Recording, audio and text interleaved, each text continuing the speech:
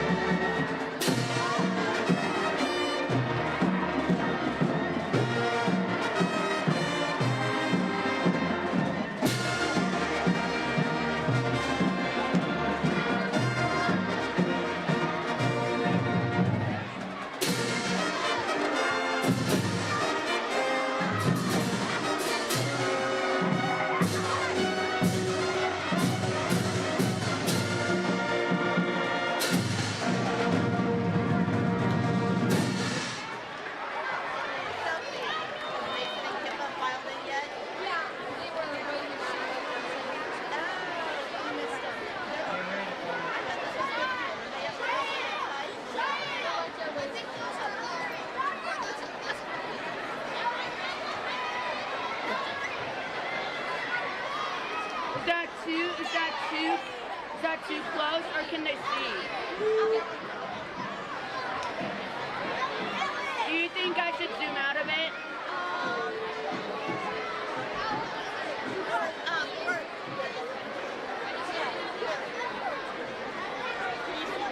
Yeah. Okay. That's good. I think you might want to zoom in just a little bit more when you're giving it. Yeah, that's good.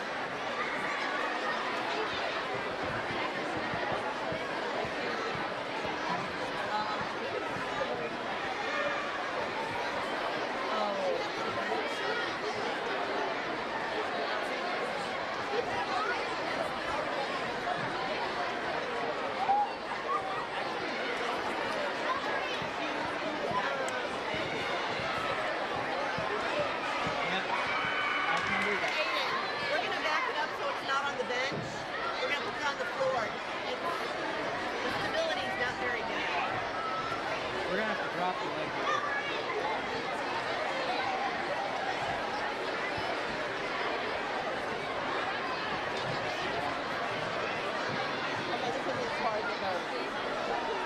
Dropping leg. Aiden, let me move for a second so I can... It's fine. Right there. Oh no, guilty. Is that good? Yeah, that looks good. Pardon the interruption. They can't hear us. That's not that close. Meh. Is it level? Okay. I'll check level. That's better. It's not level. No, this is better though. Let me. Here, I just leveled it too. We have to level the camera. No. I know.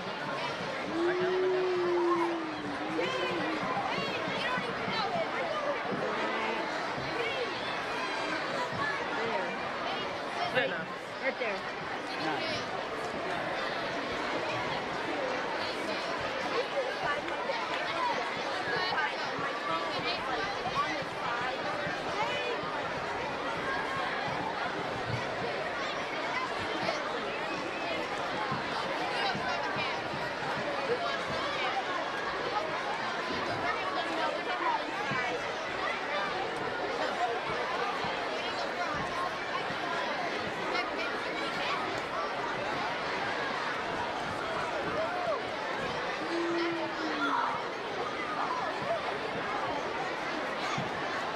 Mr. Bardwell and Mr. Nichols have matching suits.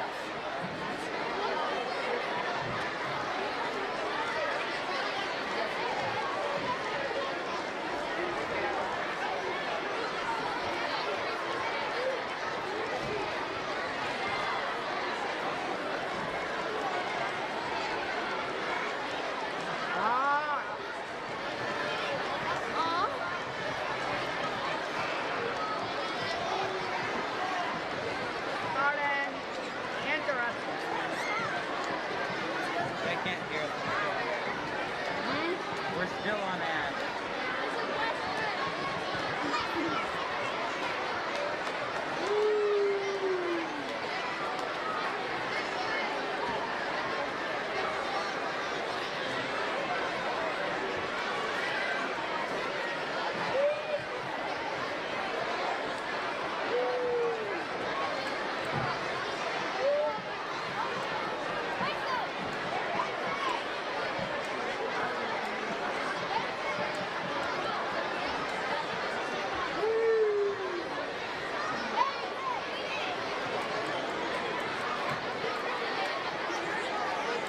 I see both of my things.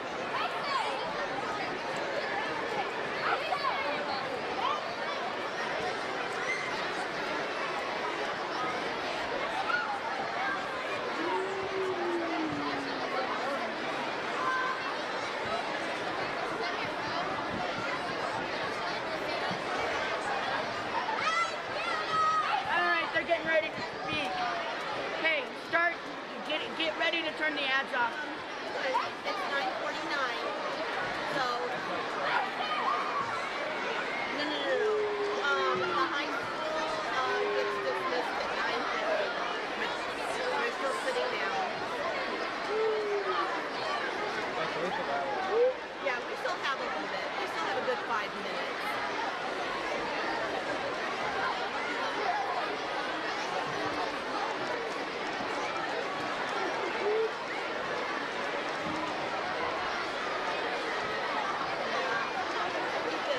Moving it to the floor.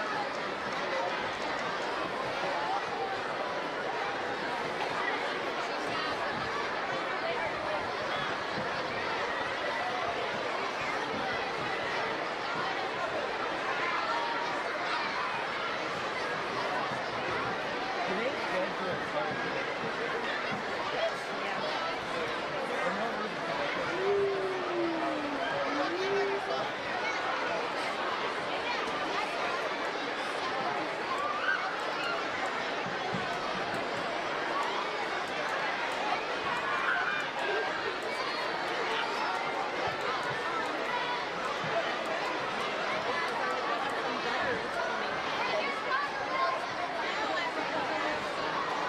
I was just looking to see if there's anything.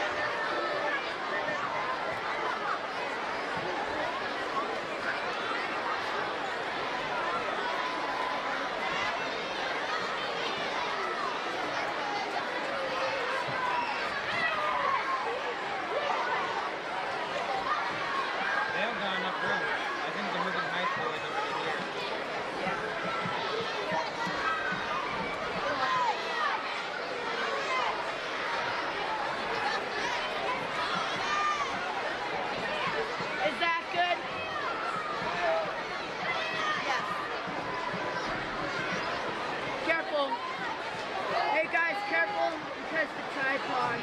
Test. Okay. Careful.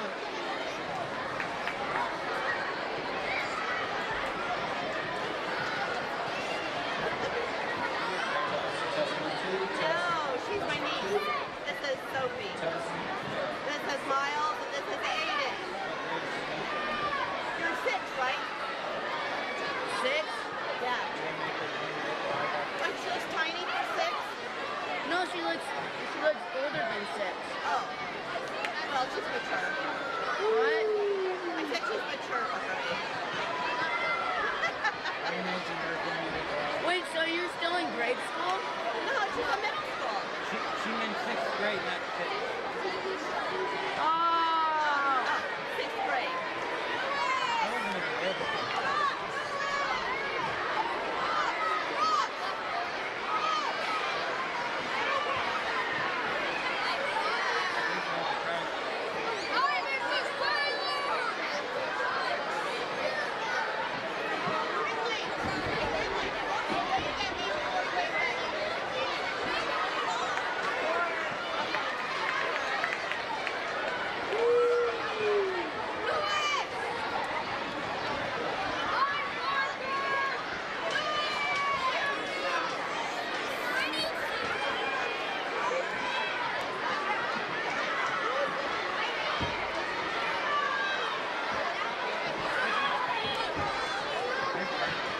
After my time was up at the Eureka, I probably should go up to the guys.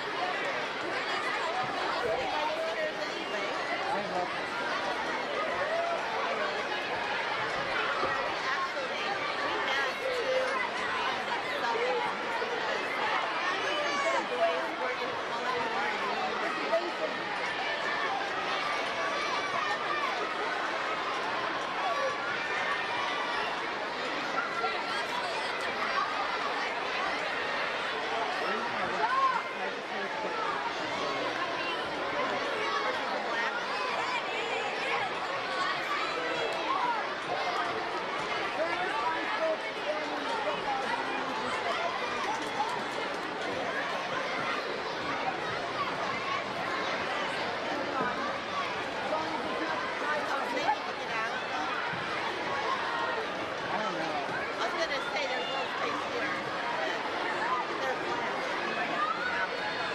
There's so much stuff. I don't think I've been into it.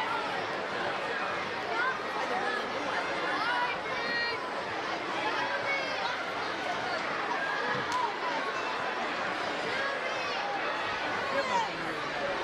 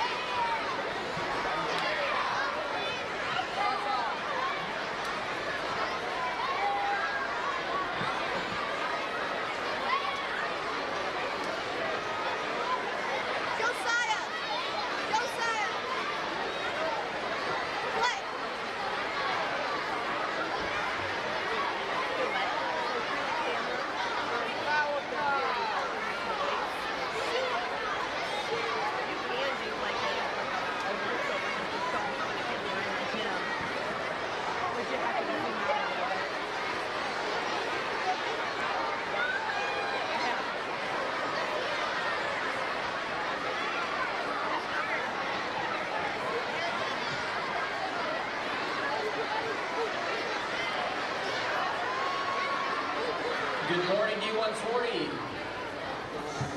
Good morning.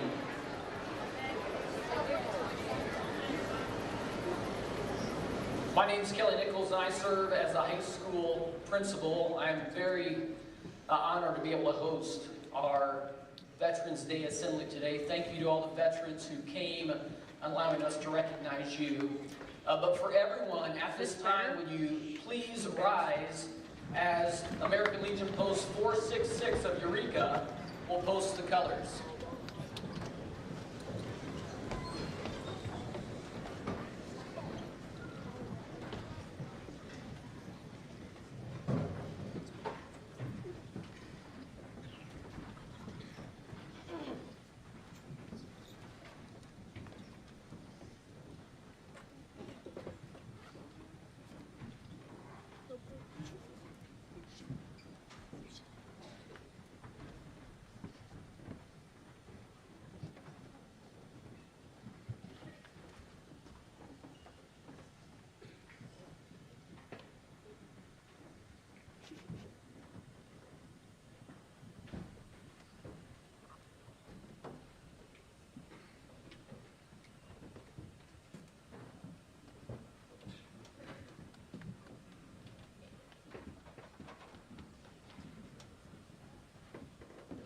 Oops, that was my fault.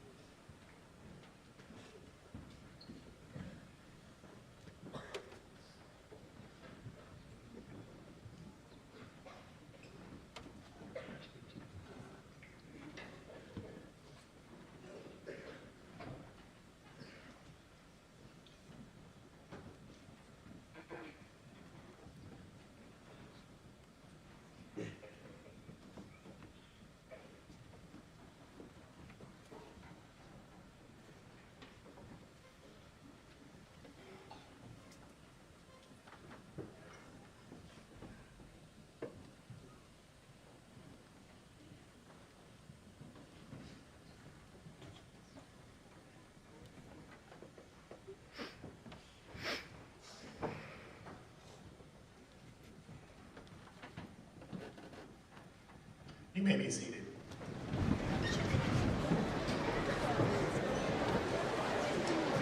So good morning. I'd also like to welcome you to today's Veterans Day Assembly as we honor those who served our country. My name is Bob Bardwell. I'm the superintendent of Eureka 140 schools. And today, as we commemorate Veterans Day, we just take some time to pause to honor the brave men and women who selflessly served our nation. Their sacrifices, both great and small, have shaped our history and secured the freedoms that we cherish. Our veterans have a strong legacy of servant leadership.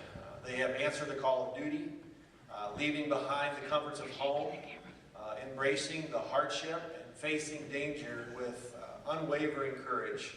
And their commitment to our nation's ideals, what we were founded on, is inspiring. It inspires generation after generation. So we're here to remember the countless sacrifices made by our veterans. They have endured physical and emotional scars, endured long separations from their families and loved ones, and faced the ultimate sacrifice. And their courage and their resilience is a testament to their character. Veterans Day is more than just a single day of remembrance. It is a time to reflect on the legacy of our veterans and to recommit ourselves to supporting them. It is a time to honor their service, to express our gratitude, and to ensure that their sacrifices are never forgotten. So as we honor our veterans, let us also express our gratitude to their families. The sacrifices of military families often go unnoticed, yet they are equally significant. Their unwavering support and love gave veterans a firm foundation on which to stand, and also gave purpose to their sacrifice. When someone decides that they are going to join our armed forces, what they're saying is, I am giving up my personal rights to serve my country and my fellow man. They give up their personal preferences, their personal freedoms, and their personal desires for the needs of the greater good. And that is something that all of us can do more of, and we all need to do, and all we need to do is look at a veteran for examples. And those are wonderful life lessons that we can learn, and we learn these from veterans. And we can apply those lessons to our everyday lives. The best marriages happen when each is willing to sacrifice their own rights, their own preferences, and their own needs for the good of the marriage. The best friendship happens when each person is willing to sacrifice their own rights, their own preferences, and their own needs for the good of the friendship. And the best sports teams are those that are willing to sacrifice individual rights, individual preferences, and individual desires and needs for what is best for the team. And when that happens, they become a united group rather than a bunch of individuals working separately. We can learn all this from our veterans because they have lived it. They have lived sacrifice. They have lived giving up personal rights for others. And they have lived giving up personal preferences and desires for the greater good. So here we are today to show our appreciation to our veterans. It has been said, greater love has no one than this, that one lay down his life for his friends. When one commits to the armed forces, that is the commitment that they make. Veterans were willing to sacrifice everything, including their lives, to show love for their country and love for their family and their friends. And today we salute you. We thank you for putting others first. We thank you for setting aside personal rights, personal freedoms for the greater good. This is a message that our country sorely needs to hear today. If you are a veteran here today, would you please stand to be recognized? Let's give them a round of applause.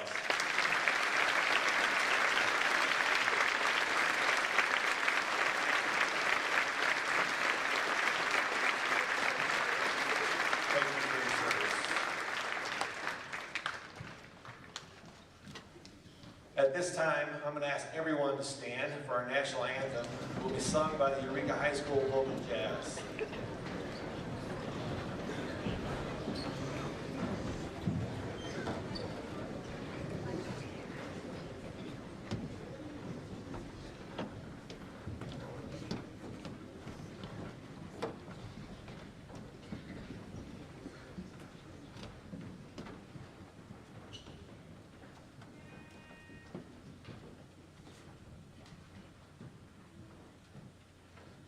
Oh, say can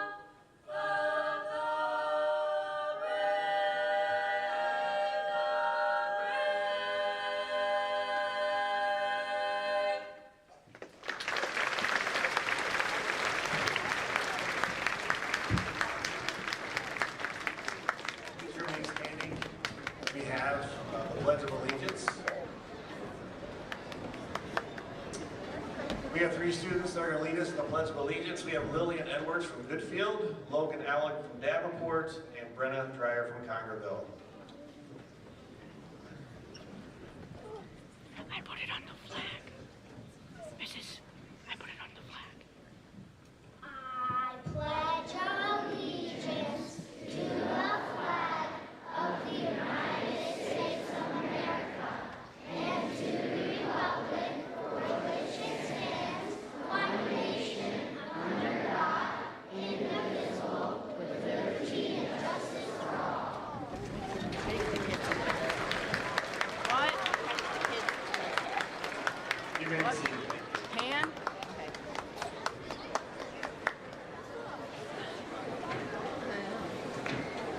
At this time, the Eureka High School band will play the Armed Forces Salute, which recognizes the 6 branches of the Armed Forces.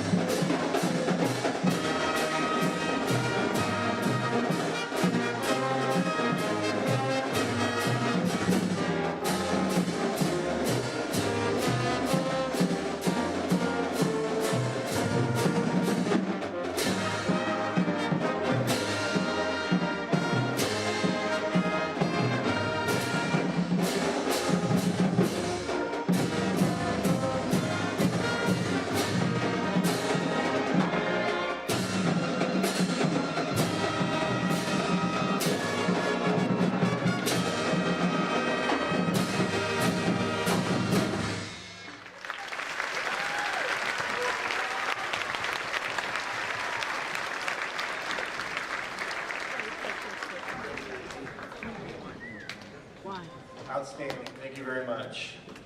Okay, fine.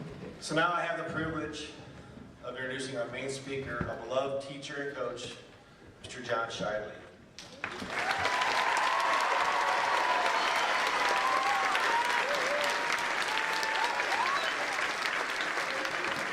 Mr. Shiley's served as a science teacher at Eureka Middle School and served in several coaching positions, most notably leading the middle school wrestling program. Before he was a teacher and wrestling coach, John Shiley served active duty in the Army as well as 11 years in the National Guard, including 5 years as a drill sergeant. He has served in Kansas, Georgia, and Germany during his time in the service, earning the rank of Sergeant First Class. Let's give Mr. Shiley a warm Eureka welcome.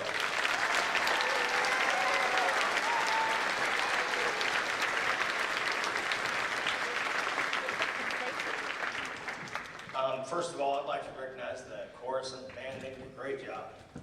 Welcome students, faculty, administration, veterans, and guests. Thank you to the community, the school district, and the administrators for arranging this ceremony and asking me to speak. It's an honor to do so. So why did they ask me? My family has a tradition of military service. My father was a Navy veteran during the Korean conflict. My wife's dad, my father-in-law, was also a Navy veteran shortly after the Korean conflict. 6 of my uncles were either Army or Navy veterans, most notably my uncle Richard Schertz from Metamora. He drove a tank in Patton's Third Army. He participated in 3 amphibious invasions, North Africa, Italy, and D-Day. And, you know, he saw some of the most costly days of the war, and Uncle Dick almost never talked about it, never. Other than the fact that he would laugh about it, and I just couldn't believe it as a kid that he was never, he received very minor wounds, and he said that was just a miracle, and he came home to his family and built a life. Many of my cousins were veterans, most notably my cousin Bobby Bachman, who served in the 173rd Airborne Brigade in some of the toughest combat of the Vietnam War for over 12 months. When I was a child, I don't know where I read it, I don't know where I heard it, but I heard this statement that while military service is no longer a requirement, it is no less of an obligation. That really spoke to me, even as a child. For some reason, that just, it rolled around in my head and still does, even in the fits of early onset being old. You know, it's the weirdest thing. And in 1985, I enlisted in the United States Army. I served for 7 years on active duty. I did an additional 15 years, 11 in the Guard, like Mr. Bardwell said, and then my last 4 was in the United States Army Reserves as a drill sergeant, which I can't imagine that you have any trouble picturing me yelling at folks. My wife, I met her in the Army. She was an Army nurse for 4 years. Our family tradition continues. My son Zach, Eureka High School graduate of the class of 2014, went to the United States Naval Academy and is now an active duty Marine captain. My nephew Matt, Eureka High School class of 2010, is currently an active duty Marine major. They both attended the Naval Academy. When I joined the Army, I found one of the most concrete, real-world expressions of the national motto that our country adopted in 1776 and still lives on our country's Great Seal. It's in Latin, which anybody who had me for science knows is a dead language. The meanings don't change. It's e pluribus unum. It means from many one. And in basic training, I was in a platoon of approximately 56 guys. Back then it was still segregated by gender. And they came from every corner of the United States. You know, me and Mr. Trout had talked about our experiences in the military. You had people from all over the world. In my platoon, my first battle buddy was a Native American from the Navajo Nation. Across the bay from us was a recent immigrant from South Africa named Noah. I can't remember his last name, but he just, I couldn't pronounce his last name, to be quite honest with you. And they came from every corner of our country, and we were forged into a team trying to achieve a common goal. Echoing what Mr. Bardwell said, we became a part of something bigger than ourselves. We were greater as a unit than we were as individuals. So what is a veteran? Well, it's anyone who has served in one of our country's uniformed services. Only 6.2% of our population are veterans. We have a country of well over 330 million people, and 16 million are veterans, approximately. The youngest recorded veteran of actual being able to prove it was named Calvin Leon. He enlisted in the United States Navy at the height of World War II at the age of 12 years old. He was going through his induction physical and the dentist found he still had baby teeth. And he was a fast enough talker, born and raised in Crockett, Texas. I can't even imagine how fast he had to talk. He convinced that naval dentist to let him in anyway. And he served honorably for the remainder of the war. The oldest active duty veteran was named Alvin Kelly. Served on active duty until he was 77 years old.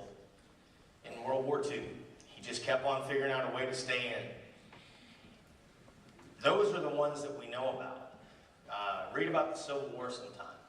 When those regiments were lined up across the field from each other and just blazing away, and they would march towards each other, more often than not, there was an 11 or 12-year-old kid playing a drum so they could stay in step. The horrors that those kids saw. Not much older and younger in many cases than some of you. Veterans Day honors all vets. So why today? Why today? Well, World War I was one of the greatest, what they call the first modern war. Lasted from 1914 to 1918, involved over 100 countries, and resulted in somewhere between 8.5 and 11 million casualties. Military only, not civilian. During World War I, the United States only fought during the last 6 months. We came late to the deal, but in just 6 months, more than 53,000 Americans gave their life for our country and for our flag. And then on the 11th minute of the 11th hour of the 11th day of the 11th month of 1918, the guns fell silent. Armistice. The world breathed a sigh of relief, and for the next, like 20 years or so, Armistice Day was celebrated on November 11th. And then in 1947, the United States Congress officially recognized it as Veterans Day, honoring all veterans from all eras. So why do we honor them? Again, echoing some of what Mr. Bardwell said, at some point in their lives, every veteran wrote a check. I'm going to call a timeout for some of you younger folks. Checks used to be these pieces of paper that you would sign your name to and say how much money you were going to give to someone. And the worst thing you could do was sign a blank check, because somebody else was going to be able to fill in how much money y'all was going to give to them. At some point in their life, every veteran signed a blank check to the United States government saying, I will pay you this, up to and sometimes including their life. That's a big deal. That's a big deal. In times of crisis in our country, like Pearl Harbor, like 9/11, like the invasion of Korea in the early 1950s, there has always been a line out the door at local recruiting stations, made up of volunteers who were going to raise their right hand and write that check. Citizens and non-citizens of every color, creed, and social class, all willing to serve and defend our country. The first thing that they do upon enlistment is swear an oath. The oath is pretty funny. Everybody's really nice to you before this. You know, everybody's like, hey, you want to go down to the chow and get some ice cream? Yeah, sure, I'll like ice cream. And then they have the oath. An officer comes in, you raise your right hand. They say a bunch of words, but the last ones are to defend the Constitution against all enemies, foreign and domestic. So help me God. And then they're not so nice anymore. All of a sudden, everybody's real serious, and you're like, hey, where'd the other guys go? These people swore to defend an idea, the Constitution of the United States, which has sometimes been referred to as the Great Experiment. It's an experiment in self-rule, where we get to choose our leaders, where we get to determine our country's fate. Abraham Lincoln, at the height of the American Civil War, probably the darkest moment in our country's history, called the United States the last best hope of a weary world.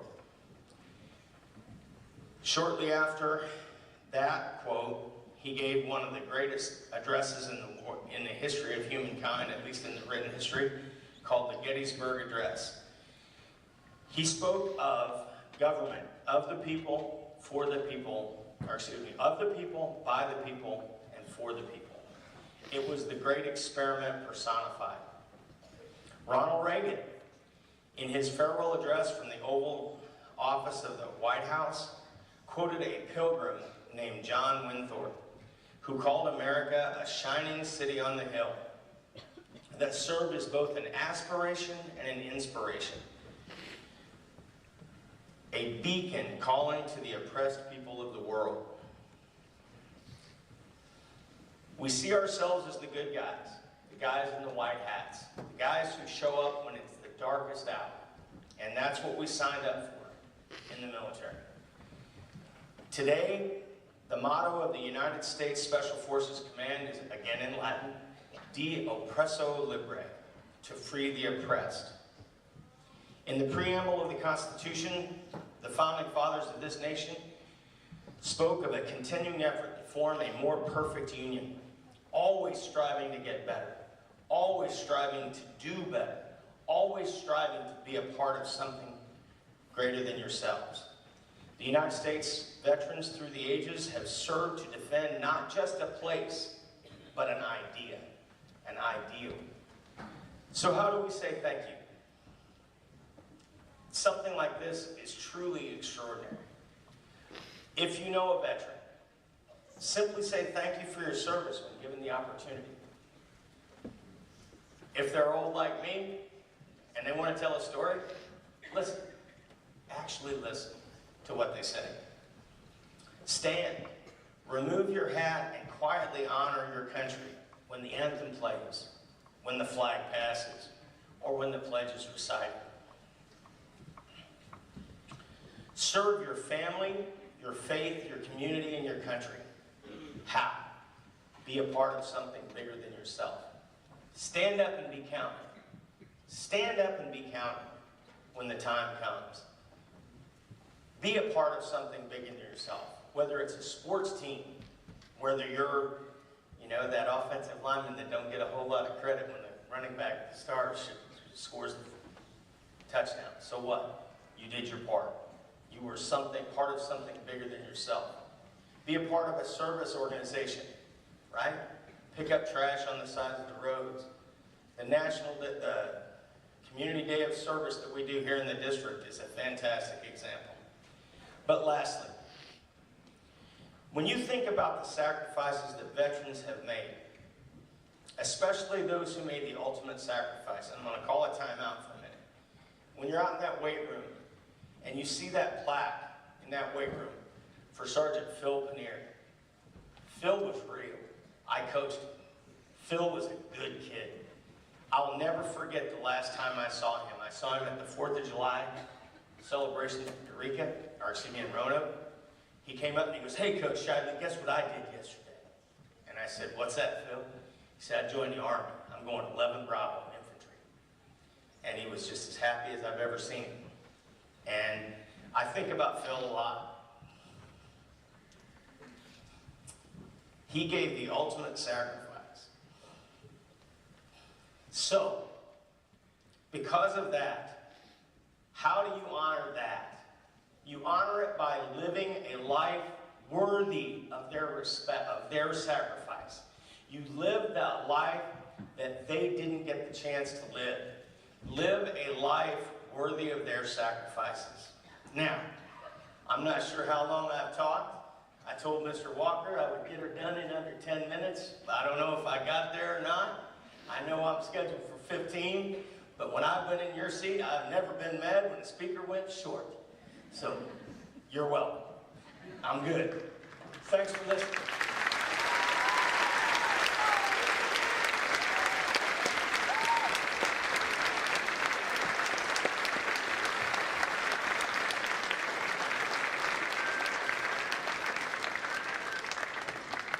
a treat that was to hear Mr. Shidley. And those of you that are at the high school, you've heard some of these things before, haven't you? As the middle school principal, I like to walk around and go in classrooms, and I would find myself sitting in Mr. Shidley's room, and I looked at my watch. I'd been there for 15 minutes because I just wanted to hear him share some wisdom. And you know he did that every day. And I hope you took in some of the wisdom that he shared with us about thanking veterans for their service and then honoring them.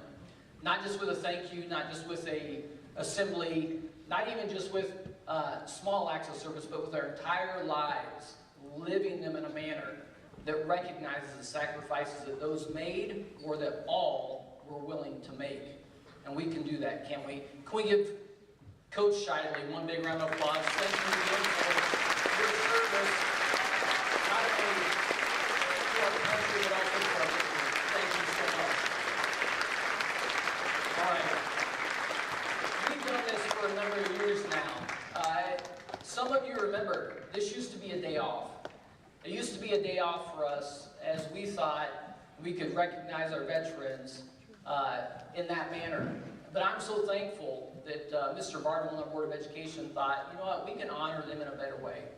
We can honor them by being here, by inviting them in, by talking about what Veterans Day means. And as we close, because this is school, are you ready, kindergartners? We have homework. Kindergartners, do your teachers give you a lot of homework? Okay. So I want to talk to you about the homework, and Mr. Shidley's already done it. And so, for everyone in here, raise your hand if you know a veteran. Look at that. I think every hand in the building is up. Here's your first homework. It's to tell them thank you. To simply tell them thank you. And Mr. Shidley explained how to do that. And you guys might not be, you might be sitting here and you might say, well, I'm not sure I know a veteran. And so I want to remind you of some of our veterans that are right here. Maybe you know Mrs. Duvall, who helps you cross the street to Davenport in the morning. She served 12 years in the Army Reserve. Can we give her an applause, thanking her for her service? You might know Mr. Gary. Mr. Gary, if you'd please stand, Gary Harris, drives a bus for us. But did you know for 20 years, 1980 to 2001, he served in the Air Force as security and police in Turkey and Desert Storm, even earning the rank as Senior Master Sergeant. You might know Pastor Tom Zobrist, who drives a bus for us as well. In addition to that, you served as a sergeant from 1976 to 1980, active duty in the Air Force. Thank you, both of you, for your service. And some of you might remember Mr. Tim, who's no longer with us, but served in Vietnam from 1969 to 1971, even earning one of the highest honors the military provides, the Silver Star. Can we give Mr. Tim Rutrick a round of applause?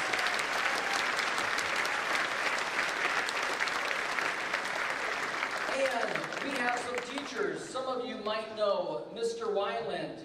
Mr.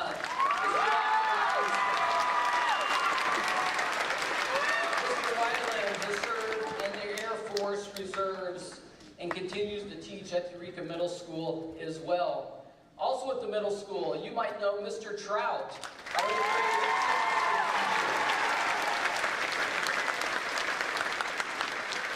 Mr. Trout, in addition to serving at the middle school from 1985 to 1990, traveled the world serving our Navy. Thank you to you guys for your service as well.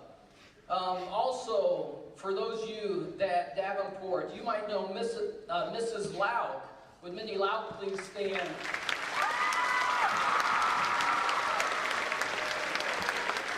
In addition to serving D140, she has also served for 10 years as the Illinois Army National Guard captain. Thank you, Mrs. Lauk, for your service. And for you high school students, you might know Mrs. Wirtz. Mrs. Wirtz, will you please stand?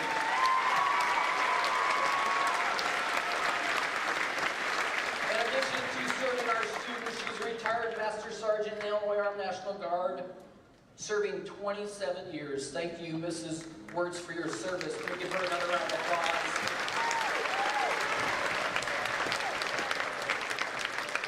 And you can look around you and see many more who have served not only their country, but have served in some other way. And so as Mr. Shively said, find a way to serve. If one day you want to serve big, if you want to protect our country and serve our country, it will start with you finding ways to serve small. So, your homework, kindergartners, tell your teachers they can't assign you homework today because I'm going to do it, okay? Step 1, find a veteran, simply tell them thank you. Step 2, all of us, find a way to serve, whether it's big or small. Can we give all of our veterans one big round of applause? Thank you so much.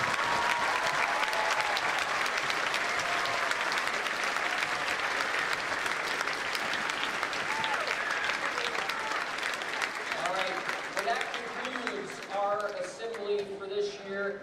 Veterans, I do want to remind you the middle school is partnered with Breakers Market to provide free lunch to you and a guest, and so I encourage you to take advantage of that if you'd like to. What we're going to allow first, we're going to allow our elementary students to be dismissed. I think you can turn on.